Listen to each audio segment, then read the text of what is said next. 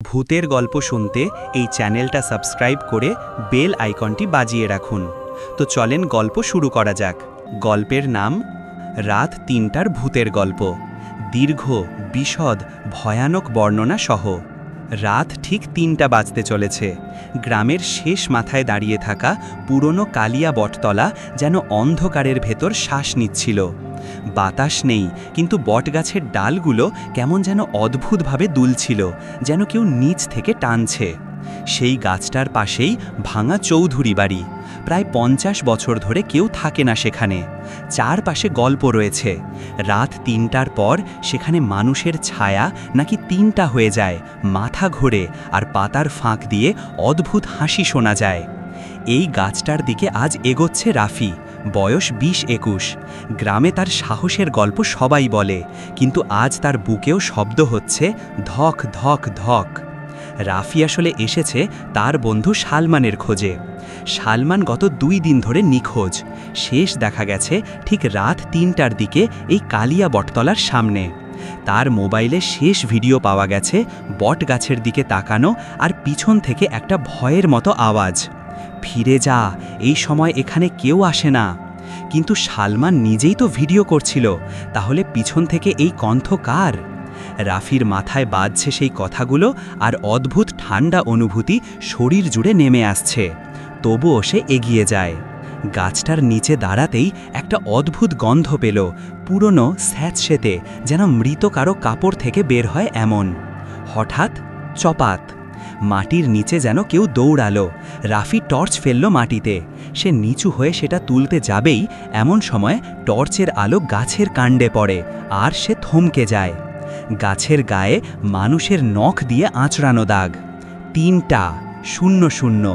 তার নিচে আবার লেখা, আমি ফিরতে পারিনি, তুই পারবি না। রাফির বুক বরফ হয়ে গেল। হঠাৎ ডালের ওপর থেকে একটা ফটফট শব্দ। সে মাথা তুলে তাকাতেই দেখল একটা সাদা জীর্ণ কাপড় ঝুলছে। না, শুধু কাপড় নয়, তার নিচে ২টো পা ঝুলছে, মানুষের পা। গলার কাছে দড়ি বাঁধা, কিন্তু লোকটি মৃত নয়। ধীরে ধীরে মুখ ঘুরিয়ে তাকাচ্ছে রাফির দিকে। চোখ দুটো লাল, জ্বলজ্বল করছে, আর ঠোঁট কাঁপছে। সালমান, ফিরছিস ওকে খুঁজতে? রাফি পিছিয়ে যেতেই লোকটা গাছ থেকে ঝুলে থাকা অবস্থাতেই তার দিকে ঝটকা দিয়ে ঝাঁপ দিল, যেন দড়িসহ উড়ে আসছে। টর্চ নিভে গেল, চারপাশে অন্ধকার। হঠাৎ কানে ভেসে এলো, পিছনে তাকাস না, যারা তাকায় তাদের চোখ থাকে না। কিন্তু ভয়, অজানা আর কান্না মিশ্রিত সেই কণ্ঠই রাফিকে ভুল করিয়ে দিল। সে পিছনে তাকাল, আর তারপর এক ঝলক চিৎকার, এক সাদা ছায়া, আর রক্তের মতো লাল আলো জ্বলে উঠল অন্ধকারে। রাত ৩টা বেজে গেল। ঠিক সেই মুহূর্তে গ্রাম জুড়ে সব কুকুর হাউ হাউ করে উঠল।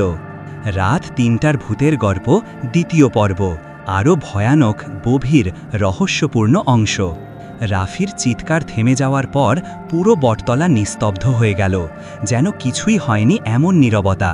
কিন্তু গাছের পাতাগুলো হঠাৎ একটা শিরশিরে শব্দ করতে লাগল, যেন তারা রাফির নিঃশেষ হয়ে যাওয়া নিঃশ্বাসটাকে গিলে ফেলছে। বটতলার অদ্ভুত পরিবর্তন। গ্রামের ২ কুকুর, কালু আর টিপু, যারা সাধারণত রাতে রাস্তায় ঘোরে, হঠাৎ বটগাছের দিকে দৌড়ে আসলো, কিন্তু মাঝপথেই থেমে গেল। তারা দাঁত বের করে ঘেউ ঘেউ করতে লাগলো, কিন্তু গাছটার কাছে এগোতে পারল না, কারণ মাটির নিচে কেমন যেন কালো ধোঁয়া উঠছে, লতানো, চলমান, জীবন্ত। ঠিক তখনই গাছের এক পাশের অন্ধকারে হাসির শব্দ শোনা গেল। একটা খাঁ খাঁ শুকনো হাসি, একটা ভয়ানক টানা টানা গলা, আর সেই গলায় একটা অদ্ভুত পরিচিতি। কুকুরগুলো লেজ গুটিয়ে পালিয়ে গেল। ২ সালিমানের মোবাইল ফিরে পাওয়া। ভোরের দিকে গ্রামের কিছু মানুষ রাস্তায় বের হয়। হঠাৎ তমিজ মিয়া দেখতে পেল গাছের নিচে একটা মোবাইল পড়ে আছে। সে তুলে দেখে চমকে উঠল, এটা সালমানের মোবাইল। মোবাইলটা চালু হতেই ভিডিও প্লে হতে লাগলো। ভিডিওতে দেখা গেল সালমান ক্যামেরা সেলফি মোডে ধরে হাঁটছে, ভয় পাচ্ছে। তার পিছনে অন্ধকার, আর দূরে বটগাছটা দাঁড়িয়ে। সালমান বলে, যদি আমি বাঁচি না, কেউ রাফিকে বলো, তাকে ধরা হয়েছে। গাছটা মানুষ ধরে না, গাছের ভেতরের কিছু ধরে। হঠাৎ ভিডিও কেঁপে ওঠে। একটা হাত দেখা যায়, লম্বা, কালচে, নখগুলো ছুরি মতো ধারালো। হাতটা সালমানের মুখ চেপে ধরে। কিন্তু এখানেই শেষ না। ভিডিওর শেষে দেখা যায় রাফি বট গাছের নিচে দাঁড়িয়ে আছে এবং তার পিছনে ঝুলছে সেই সাদা কাপড়ের ভূতটা, যা রাফির নিজের চোখে সেদিন দেখার কথা ছিল। লোকজন ভয় পেয়ে গেল। সবাই ভাবছে রাফির কি হলো। মোবাইলে রাফির শেষ শব্দ শোনা যায়, ওরা ফিরে এসেছে, রাত ৩টায় আবার আসবে। রাফির নিখোঁজ হওয়া। সারাদিন রাফিকে খুঁজেও পাওয়া গেল না, কেউ জানে না সে কোথায় গেল। কিন্তু সন্ধ্যার পর গ্রামের বুড়ো ফকির আল্লাউদ্দিন হাজি এসে বলল, বটতলার শয়তান আবার জেগেছে, রাত ৩টায় যার নাম ডাকে সে বাঁচে না। সবাই আতঙ্কে। সেদিন রাত 2:59 পুরো গ্রামে হঠাৎ একসাথে টং টং টং করে ঘণ্টার শব্দ শুরু হলো। কেউ জানে না কোথা থেকে আসছে, শুনতে যেন শবদাহের কাফনের ঘণ্টা। হঠাৎ বাতাস জমে গেল, হাড় পর্যন্ত ঠান্ডা। ঠিক ৩টা বাজতেই পুরো গ্রামের মাঝখান দিয়ে ছুটে গেল সাদা পোশাকে এক নারী। তার পা মাটিতে লাগছিল না, চুলগুলো ছড়ানো, আর সে চিৎকার করছে, রাফি ফিরেছিস, তোর হাসিটা তো আমি নিলাম। তার পিছনে মাটির ওপর টেনে নিয়ে যাওয়া হচ্ছে কিছু ছায়ামূর্তি, মুখ নেই, হাত নেই, শুধু কালো ধোঁয়া। সেই ধোঁয়ার ভেতর থেকে বেরোল এক ফিসফিস শব্দ, সালমান, ওকে আন। ৪ গ্রামের মানুষদের দেখা শেষ দৃশ্য। রাত ৩:৬০ গ্রামবাসীরা দেখল বট গাছের ডালের নিচে দাঁড়িয়ে আছে রাফি। কিন্তু তার চোখ মানুষের চোখ নয়, দুটো পুরো কালো, ভেতরে আলো নেই। তার ডান হাত ধরে আছে সালমানকে। সালমান কাঁপছে, মুখ কান্নায় ভরা। রাফি মুখ খুলে বলল, এবার আমার পালা না, এবার তোমাদের একজন লাগবে। গ্রামবাসীরা চিৎকার করে দৌড়ালো। আর ঠিক তখনই বটতলা থেকে শোনা গেল, আগামী ৩টায় আর একজনকে আনবে। খরগোশ ছোটদালা, রাত ৩টার ভূতের গল্প, ৩য় পর্ব। এই পর্ব থেকে গল্প, ভয় এবং রহস্য দুটোই দ্বিগুণ হবে। রাতের সেই ঘটনার পর পুরো গ্রাম অস্থির হয়ে উঠল। কি সেই ঘটনা? রাফি কি সত্যিই বেঁচে আছে, নাকি সে আর মানুষ নেই? আর সালমান কি বাঁচবে? সব প্রশ্নের উত্তর যে জায়গায় লুকানো, সেই জায়গার নাম কালিয়া বটতলা। ১ সালমানের ফিরে আসা, কিন্তু সে আগের মতো নেই। রাতে যাকে রাফি ধরে নিয়ে গেল, সেই সালমানকে ভোরে পাওয়া গেল পুকুর পাড়ে। গ্রামের ২ জন কৃষক তাকে দেখতে পায়। সালমান বসে আছে কাদা পানি মাখা একটা জায়গায়, চোখ বড় বড়, নিঃশ্বাস দ্রুত। কিন্তু তার চোখ দুটো দেখে মানুষ স্থির হয়ে গেল। চোখের মণি সাদা, শুধু সাদা, কালো অংশ নেই, ঠিক মৃত মানুষের মতো, কিন্তু সে জীবিত। সালমানের গলা বসে গেছে। কেউ কিছু জিজ্ঞাসা করতেই সে একটাই কথা বলল, রাফি এখন গাছের ভেতর থাকে, ও আমাকে ছাড়ে নাই, শুধু আমাকে ফেরত পাঠিয়েছে একজনকে আনার জন্য। লোকজন ভয় পেল। সালমান একটার পর একটা অদ্ভুত কথা বলতে লাগলো, যে কেউ রাত ৩টায় বটতলার পাশ দিয়ে যাবে, রাফি তাকে ডাকবে, যাকে ডাকবে সে ফেরত আসবে না। তারপর হঠাৎ মাথা ধরে চিৎকার করে উঠল, ওরা আসছে, ওরা মাটির নিচে। তারপর সালমান অজ্ঞান হয়ে পড়ে গেল। ২ গ্রামের বৃদ্ধ ফকিরের গোপন কথা। সালমানকে যখন বাড়িতে নেওয়া হলো, তখন লোকজন গ্রামের বুড়ো ফকির আল্লাউদ্দিন হাজির কাছে গেল। হাজি প্রথমে কিছু বলতে চাইছিল না, কিন্তু পরিস্থিতি খারাপ দেখে তিনি বললেন, এই কালিয়া বটতলার ইতিহাস কেউ জানো না?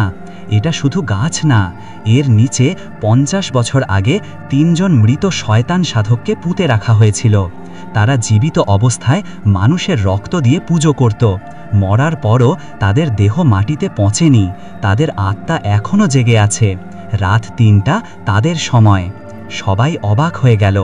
হাজি আবার বলল, রাফি যেদিন গিয়েছিল সেদিন ও গাছের থেকে ডাক শুনেছে। ও ফিরে আসেনি, কারণ ওকে ৩ শয়তান সাধকের দূত বানিয়ে নিয়েছে। এখনও ও ৩টার সময় মানুষ ধরে নিয়ে যাবে।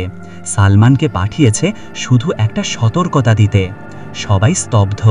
৩ রাত ৩টা আসার আগে গ্রামের আতঙ্ক। পুরো গ্রামে আতঙ্ক ছড়িয়ে পড়ল। কেউ ঘর থেকে বেরোলো না, সবাই দরজা জানলা বন্ধ করে রাখল। ডিজিটাল ঘড়ি, মোবাইল, সবার নজর ঘড়ির কাঁটায়। সময় যেন থেমে আছে। ২:৫০, ২:৫৫, ২:৫৮। হঠাৎ গ্রামের চারপাশে অদ্ভুত শব্দ শুরু হলো। মাটির নিচে যেন কেউ হামাগুড়ি দিচ্ছে। টুপটাপ শব্দ, মাটি ফেটে যাওয়ার মতো আওয়াজ, আর মাঝে মাঝে, সালমান, কাকে আনলি? সালমান বিছানায় পড়ে আছে, কিন্তু হঠাৎ তার শরীর কাঁপতে লাগলো। মুখ দিয়ে বেরোলো, আমি কাউকে আনিনি, ওরা নিজেই যাচ্ছে। 4. গ্রামের এক ছেলের ভুল সিদ্ধান্ত। গ্রামের কিশোর রইস, বয়স মাত্র 14, ভয়ে ঘরে লুকিয়েছিল। কিন্তু সে শুনতে পেল তার ছোট বোন মায়া বাইরে কাঁদছে। সে ভেবে নিল বোন হয়তো দরজার বাইরে পড়ে গেছে, বাবা মা ঘুমিয়ে আছে। রইস কাঁপতে থাকা হাতে দরজা খুলল। দরজা খোলার সাথে সাথে বাতাস নিঃশ্বাস নিল, যেন ঠান্ডা ভেতরে ঢুকে গেল। মায়া কোথাও নেই, কিন্তু সামনে দাঁড়িয়ে আছে একটা ছায়া। ছায়াটা রাইসের চেয়ে লম্বা, মাথা নিচু, হাওয়া নেই কিন্তু তার কাপড় নড়ছে। হঠাৎ ছায়াটা মুখ তুলে তাকাল। মুখ নেই, চোখ নেই, কিন্তু মুখের জায়গায় বট গাছের বাকলের মতো দাগ। আর সেই মুখ থেকে শব্দ বেরোলো, রইস, রাফি তোকে ডাকছে। রইস পেছাতে পেছাতে পড়তে লাগলো, কিন্তু পিছনে হঠাৎ তার বোন মায়ার কণ্ঠ, দাদা, দরজা খোলো। সে পিছনে তাকাতেই সামনে ছায়াটা এক লাফে তার গলা চেপে ধরল। রইস চিৎকার করল, বাঁচাও, কিন্তু কেউ শুনতে পেল না। রাত 3টে বেজে গেল, আর রইসের চিৎকার মিলিয়ে গেল বটতলার অন্ধকারে। 4র্থ পর্ব। গল্প আরও অন্ধকার, রহস্যময় ও জীবন মরণ ভয়ঙ্কর হয়ে উঠবে। রইসের চিৎকার মিললে যাওয়ার পর পুরো গ্রাম নিস্তব্ধ। কোথাও একটা পাতার শব্দও নেই। রাতের বাতাসও যেন হিম হয়ে গেছে। রইসকে কেউ আর দেখতে পেল না, কিন্তু তার দরজার সামনে পড়ে আছে মাটির ওপর আঁচড় দিয়ে লেখা 3টে অক্ষর, 3AM। আর পাশে ঝুলছে একটা ছোট্ট চুলের ব্যান্ড, রইসের বোন মায়ার। মায়াকেও কোথাও খুঁজে পাওয়া গেল না। 1. বটতলার নিচে কি আছে তা প্রকাশ পেল। বুড়ো ফকির আল্লাউদ্দিন হাজি এবার আর চুপ থাকতে পারল না। ভোর হতেই সে গ্রামের লোকজনকে নিয়ে গেল সেই কালিয়া বটতলার দিকে। কিন্তু গাছটার কাছে যেতেই সবার বুক কেঁপে উঠল, কারণ গাছের গোড়ার চারপাশের মাটি জীবন্ত প্রাণীর মতো নড়ছে, যেন মাটির ভেতর কেউ হাত পা ছুটছে, লাফাচ্ছে, ঠেলছে। হাজি বলল, এই গাছটা সাধারণ গাছ নয়। এর নিচে পোঁতা আছে 3 জন অমানুষ সাধক, যারা মৃত হলেও মৃত্যু মানেনি। তারা নাকি মৃত্যুর আগে প্রতিজ্ঞা করেছিল, রাত 3টায় তারা নতুন আত্মা নেবে, আর সেই আত্মা গাছ তাদের কাছে বেঁধে রাখবে। লোকজন ভয় পেয়ে জিজ্ঞেস করল, রাফি কি এখন ওদের দলে? হাজি মাথা নিচু করে বলল, ও শুধু দলে গেছে না, ও এখন তাদের দূত। ওর কাজ হলো 3টায় যাকে ডাকে তাকে গাছের নিচে পাঠানো। 2. রইসের সন্ধান। তারা যখন গাছের নিচে পৌঁছায় তখন দেখা গেল একটা জায়গায় মাটি ফেটে আছে, আর ভেতর থেকে বেরিয়ে আছে একটা হাত। সবাই ভয় পেয়ে ভাবল, এটা রইস। হাজি লোকজনকে ধরে ফেলল, এটা রইস না, দেখে রাখো, ওরা আমাদের ভয় দেখাতে মাটির নিচে ভৌতিক দেহ পাঠায়। তবুও গ্রামের 4-5 জন সাহস করে মাটি খানিকটা খুঁড়তে শুরু করল। মাত্র 1 ফুট খুঁড়তেই মাটি ফেটে বেরিয়ে এলো একটা দম বন্ধ করা হাহাকার। তারপর একটা মানুষের মুখ, কিন্তু সেই মুখ জীবিত মানুষের না। চোখ নেই, নাক নেই, মুখ থেকে কালো ধোঁয়া বের হচ্ছে। হঠাৎ মুখটা চিৎকার করল, ওদের ঘর খুলো না, ওরা জেগে উঠবে। তারপর মাটি নিজে থেকে ভেঙে পড়ল, আর মুখটা আবার ভেতরে ঢুকে গেল। গ্রামের মানুষ এক ধাক্কায় পিছিয়ে গেল। 3. সালমানের ভবিষ্যৎবাণী। সালমান এখনও বিছানায় পড়ে আছে। হঠাৎ দুপুরবেলা সে জেগে উঠল। তার চোখ আগে যেমন সাদা ছিল, এবার পুরো কালো হয়ে গেছে, আর সে খুব অস্পষ্ট গলায় বলল, আজ রাত 3টায় যাকে নেবে সে থাকবে না, সে হয়ে যাবে 4র্থ শয়তান। হাজি জিজ্ঞেস করল, কে কে হবে পরের শিকার? সালমান ধীরে ধীরে মাথা তুলে সবার দিকে তাকাল। তার ঠোঁটের 2 পাশ থেকে কালো রক্ত বের হচ্ছে। সে শুধু একটি নাম বলল, মায়া। গ্রামের সবাই হতবাক। রইস তো পারল না, এবার তার বোন মায়া। তারপর সালমান আবার চিৎকার করে অজ্ঞান হয়ে গেল। ওরা 3 জন ছিল, কিন্তু রাফি তাদের দিয়ে চতুর্থ বানাবে। 4 মায়া কি বেঁচে আছে? মায়ার মা কান্নায় ভেঙে পড়লেন। সবাই খুঁজতে বের হলো। হঠাৎ নদীর ধারে পাওয়া গেল মায়ার ছোট জুতো। তার পাশে ঝুলছে অদ্ভুত একটা ছায়া, ঠিক মানুষের মতো, কিন্তু পা নেই। ছায়াটা মুখ ঘুরিয়ে তাকাল। তার মুখে মায়ার হাসি, আর তারপর সেই ছায়া ধীরে ধীরে গাছের দিকে হাঁটতে শুরু করল। হাজি চিৎকার করে বলল, ওটা মায়া না, ওটা রাফির পাঠানো ছায়া। ও মানুষকে বিভ্রান্ত করতে এসেছে। তারা সবাই ছুটে গেল, কিন্তু ছায়াটা বটতলার কাছে গিয়ে মাটির ভেতর ঢুকে গেল। 6 রাফির প্রথম কথা, ভয়ঙ্কর বার্তা। সেদিন সন্ধ্যায় গ্রামের সব মোবাইলে একসাথে একটি ভিডিও আসতে লাগলো। কেউ পাঠায়নি, কোনো নম্বর নেই, কিন্তু ভিডিওটি খুলতে না খুলতেই সবাই কেঁপে উঠল। ভিডিওতে দেখা গেল রাফি দাঁড়িয়ে আছে বটগাছের নিচে, চোখ পুরো কালো, হাসি বিকৃত, তার পিছনে লাল আলো জ্বলজ্বল করছে।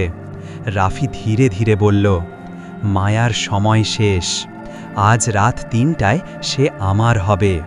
তারপর সে আর একটা কথা বলল, যদি তাকে বাঁচাতে চাও, আজ রাত 3টায় বটতলায় এসো। ভিডিও হঠাৎ বন্ধ হয়ে গেল। পুরো গ্রাম থমকে গেল। রাত 3টার ভূতের গল্প, 7ম পর্ব। রাত প্রায় 2:55। পুরো গ্রাম এখনও আতঙ্কে সিক্ত। যারা সাহস করে বাইরে এসেছে তারা সবাই কালিয়া বটতলার দিকে তাকিয়ে দাঁড়িয়েছে। 1 গাছের ভেতর থেকে অদ্ভুত শব্দ। মাটির নিচ থেকে আসছে ধক ধক ধক, মানুষের হাঁটুর মতো শব্দ, কিন্তু একসাথে 3টি ভিন্ন সুর। লক্ষণীয় হলো সব শব্দ একসাথে ঠিক রাত 3টার দিকে মিলেছে। তাদের মনে হলো গাছ যেন শ্বাস নিচ্ছে আর শ্বাসের সঙ্গে বুকে ধাক্কা দিচ্ছে। হঠাৎ ধূসর ছায়া বের হয়ে এলো গাছের ডালের নিচ থেকে। ছায়ার আকার অস্বাভাবিক, দীর্ঘ, অন্ধকারে ভেসে চলা। আর ছায়ার সাথে আসে একই চিৎকার, যা রাফি, রইস এবং মায়ার কণ্ঠ মিশিয়ে তৈরি। গ্রামের মানুষরা চিৎকার করে পিছু হটল, কিন্তু ছায়া ধীরে ধীরে তাদের দিকে এগোচ্ছে। ফকির হাজি বলল, যারা সাহস করে গাছের কাছে যায় তারা ফিরে আসে না। রাফি এখন তাদের দলে নিয়েছে। আজ রাত 3টার মধ্যেই নতুন শিকার দরকার। 2 মায়ার নিখোঁজ হওয়া। রইসের বোন মায়া, যার ছায়া আগে গাছের ভেতরে ঢুকে গেছে, হঠাৎ উদ্বেলিত আলোয় দেখা দিল। কিন্তু সে মায়া নয়। মায়ার চোখ কালো, মুখ বিকৃত, শরীর ঝুলছে অস্বাভাবিকভাবে। ফকির হাজি চিৎকার করে বলল, এটা রাফির তৈরি ছায়া, আসল মায়া এখনও গাছের ভেতরে। যদি 3টা বাজে, 3 শয়তান সাধকের সঙ্গে মিশে ও চতুর্থ শয়তান হয়ে যাবে। রাফি ভিডিওতে আবার হাজির হলো। দেখা গেল 3 শয়তানের ভয়ঙ্কর চোখ, লাল আলো জ্বলে উঠছে। রাফি হাসতে হাসতে বলল, তোমাদের সবাইকে ধ্বংস করা হবে, মায়া এখন আমার। যদি কেউ বাধা দেয় সে আর ফিরে আসবে না। 3 গ্রামের সাহসী ছেলেরা এগিয়ে আসে। রাহুল ও মাহিন সিদ্ধান্ত নিল গাছের ভেতরে ঢুকবে এবং মায়াকে বাঁচাবে। তারা হাতে আনল লাঠি, টর্চ, প্রাচীন মাটি ভাঙার সরঞ্জাম। গাছের কাছে পৌঁছালে মাটির নিচ থেকে বের হলো কালো ধোঁয়া, যা তাদের পথ আটকে দিচ্ছিল। মাহিন টর্চ ঝলমল করাল, ধোঁয়া হঠাৎ থেমে গেল। ফকির হাজি দূর থেকে বলে উঠল, তোমরা যেন ধীরে ধীরে এগো, কোনো শব্দ করলে তারা জানবে। 4 ক্লাইম্যাক্সের শুরু। 2:59 ধোঁয়ার ভেতর থেকে বের হলো রাফি, দেহ বিকৃত, চোখ কালো, হাতে লাল আলো। তার পিছনে 3 শয়তান সাধক ভেসে আসছে। রাফি ধীরে ধীরে বলল, 3টা বাজার সাথে সাথে তোমরা সবাই শেষ, কেউ বাঁচবে না, কেউ না। রাহুল সাহস করে বলল, আমরা হাল ছাড়ব না, আমরা মায়াকে বাঁচাবো। ঠিক তখনই মাটির ভেতর থেকে বের হলো মায়ার আসল ছায়া, কিন্তু সে আলোকিত এবং শান্ত। ছায়া রাফির দিকে এগোচ্ছে, যেন বলতে চায়, আমাকে ধরো না, ওদের সঙ্গে মিশে যাবে না। রাত 3টার কাটায় বাকি ঘটনার জন্য এখন পুরো গ্রাম শ্বাস থামিয়ে অপেক্ষা করছে। কিভাবে মায়া বাঁচবে, রাফি কি থামানো যাবে, আর 3 শয়তান কি শক্তিশালী হয়ে যাবে, সব কিছু হবে শেষ পর্বে। রাত 3টার ভূতের গল্প, 8ম পর্ব। রাত 3টা বাজতে চলেছে। পুরো গ্রাম নিস্তব্ধ, কেউ সাহস করে বাইরে তাকাচ্ছে না। তবুও রাহুল ও মাহিন ঠিক করল আজ মায়াকে বাঁচাতে হবে, না হলে রাফি এবং 3 শয়তান সাধক পুরো গ্রামকে দখল করবে। 1. মায়াকে বাঁচানোর পরিকল্পনা। মাহিন ফকির হাজির কাছ থেকে শিখল শুধুমাত্র আলোর শক্তি এবং সাহস দিয়ে রাফি ও 3 শয়তানকে আটকানো সম্ভব। ফকির তাকে একটা প্রাচীন মন্ত্র শেখালো যা গাছের ভেতরের ধোঁয়া এবং ছায়ার শক্তিকে দুর্বল করতে পারে। মন্ত্র: আলোর জ্যোতি অন্ধকার ভেঙে দাও, সত্যের পথের শক্তি অমোঘ হোক। রাহুল ও মাহিন হাতে ধরল টর্চ, প্রচুর আলো সহ, প্রাচীন ধাতুর লাঠি, ফকিরের দেওয়া মন্ত্র লেখা খোলা পাপড়ি। 3. গাছের ভেতরে প্রবেশ। রাত 2:59 তারা গাছের কাছে এসে মাটির ফাটল থেকে প্রবেশ করল। ভেতর থেকে কালো ধোঁয়া বের হচ্ছে, সন্ধ্যা ভরা অন্ধকার, আর মাঝে মাঝে 3 শয়তান সাধকের চোখ লাল আলো জ্বলে উঠছে। রাফি সামনে দাঁড়িয়ে আছে, হাত উঁচু, ভয়ঙ্কর হাসি। 3 শয়তানও ধোঁয়ার মধ্যে ভেসে আসে। মাহিন মন্ত্র পাঠ করতে শুরু করল, রাহুল আলো ঝলমল করল, ধোঁয়া কেঁপে উঠল, ছায়াগুলো হুলস্থুল করতে লাগল। 4. রাফি এবং 3 শয়তানের ক্রমবিকাশ। রাফি চিৎকার করে বলল, তোমরা আমাদের থামাতে পারবে না, মায়া আমাদের চতুর্থ শয়তান। হঠাৎ মাটির নিচ থেকে বের হলো মায়ার আসল আত্মা, আলোকিত এবং শান্ত। তার চোখে আলো, তার হাসি ভয়ের উল্টো, নিরাপদ। মায়া বলল, আমি আসল মায়া, আমি ভয়ের অংশ না, তোমরা আলোর শক্তি ব্যবহার করো। মাহিন মন্ত্র উচ্চারণ করতে লাগল। রাহুল টর্চ উঁচু করল, ছায়াগুলো ধীরে ধীরে পিছিয়ে যেতে শুরু করল। রাফি চিৎকার করে শেষ পর্যন্ত ধোঁয়ায় মিলিয়ে গেল। 5. 3 শয়তান সাধকের শেষ বিপর্যয়। ছায়াগুলোকে আলোর মধ্যে আটকে রাখা হলো। 3 শয়তান শক্তি হারিয়ে পড়ল। রাফি শেষ চিৎকার দিয়ে বলল, আজ না, কিন্তু আবার ফিরব। আশ্চর্য, মায়া ফিরে এলো, সম্পূর্ণ নিরাপদ। রইসের ছায়াও ধীরে ধীরে আলোর দিকে চলে গেল, মুক্তি পেল। 5. গ্রামের মুক্তি। সকালে গ্রামবাসীরা বের হলো, সব গাছ আগের মতো শান্ত, নদী অচল। কেউ বিশ্বাস করতে পারছিল না রাতের ভয়ঙ্কর অভিজ্ঞতা শেষ হয়ে গেছে। ফকির হাজি বলল, রাত 3টার ধ্বংস সব সময় আসে না, শুধু যারা সাহস এবং সত্যের সঙ্গে লড়ে তারা বাঁচে। মাহিন ও রাহুল গ্রামের নায়ক, মায়া আবার পরিবারের কাছে ফিরে গেল। রাফি ও 3 শয়তান সাধক ফিরে গেল অন্ধকারে, কিন্তু একটি সতর্ক বার্তা রেখে গেল, একদিন আবার ফিরব। রাত 3টার ভূতের গল্প শেষ পর্ব। রাত 3টা বাজতে চলেছে। গ্রামের সব মানুষ আতঙ্কে ঘরে বসে আছে, কিন্তু সাহসী রাহুল ও মাহিন ঠিক করেছে আজ রাতেই বটতলার ভেতর প্রবেশ করে মায়াকে বাঁচাতে হবে। 1. গাছের ভেতরে প্রবেশ। মাটির ফাটল থেকে তারা ঢুকল। ভেতর পুরো অন্ধকার, ধোঁয়া ঘন। মাটির নিচ থেকে আসে ধক ধক ধক 3 শয়তানের একসাথে হাঁটার শব্দ। রাফি সামনে দাঁড়িয়ে, চোখ কালো, হাসি বিকৃত। মাহিন ফকিরের দেওয়া প্রাচীন মন্ত্র উচ্চারণ করতে লাগল। রাহুল টর্চ উঁচু করে আলোর রেখা তৈরি করল, ছায়াগুলো কেঁপে উঠল। 2. মায়ার আসল আত্মা। হঠাৎ ধোঁয়ার ভেতর থেকে বের হলো মায়ার আসল আত্মা। সে আলোকিত, চোখে শান্ত, হাসি দিচ্ছে। মায়া বলল, আমি আসল মায়া, তোমরা ভয় পেও না, আলোর শক্তি ব্যবহার করো। মন্ত্র উচ্চারণ শুরু হলো, আলোর শক্তি ছায়াগুলোর দিকে প্রবাহিত হলো। রাফি চিৎকার করতে করতে ধোঁয়ায় মিলিয়ে গেল। 3 শয়তান সাধকের পতন। ছায়াগুলোকে আলোর মধ্যে আটকে রাখা হলো। 3 শয়তান শক্তি হারাতে লাগল। রাফি চিৎকার করে বলল, আজ না, কিন্তু আমরা ফিরে আসব। ছায়াগুলো ধীরে ধীরে মিলিয়ে গেল, গাছ আবার শান্ত। মায়া ফিরে এলো, পরিবারে ফিরল। রইসও আলোর শক্তিতে মুক্তি পেল। 4. গ্রামের মুক্তি। ফকির হাজি বলল, রাত 3টার ধ্বংস সব সময় আসে না, শুধু যারা সাহস এবং সত্যের সঙ্গে লড়ে তারা বাঁচে। গ্রামের মানুষ শান্তি পেল, গাছ আগের মতো শান্ত। তবে বাতাসে আজও ভেসে আছে রাফির সতর্ক বার্তা, একদিন আবার ফিরব। রাত 3টার ভূতের গল্প শেষ পর্ব। রাত 3টা বাজতে চলেছে।